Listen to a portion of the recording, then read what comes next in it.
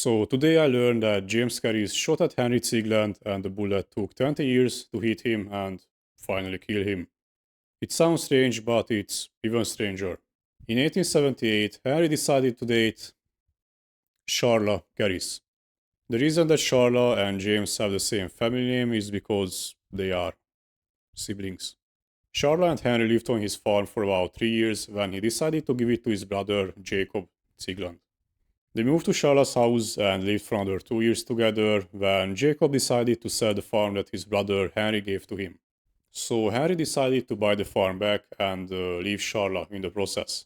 After being abandoned by Henry, Charla decided to violate the YouTube guidelines.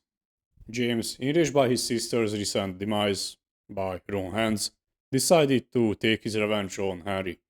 So he plotted his revenge, and one day when Henry was in his barn, he decided to sneak up on him and then shoot him.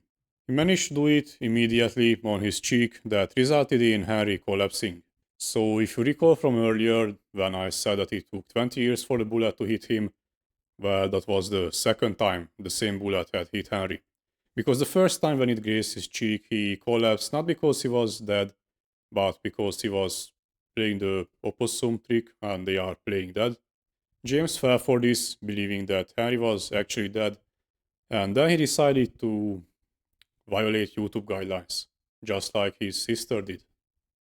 Also, the bullet that hit Henry went on to hit a tree behind the barn, and it was stuck in it. This will be important later. So it's later now, in 1903, and Henry decided to cut down said tree by blowing it up with dynamite. So apparently the tree was too thick to be cut down by an axe, and also saws didn't exist back then, so the obvious choice is dynamite. Also, this was in Texas, if you haven't found it out yet. They decided that the correct amount of dynamite would be 3 sticks, because one is not enough for some reason.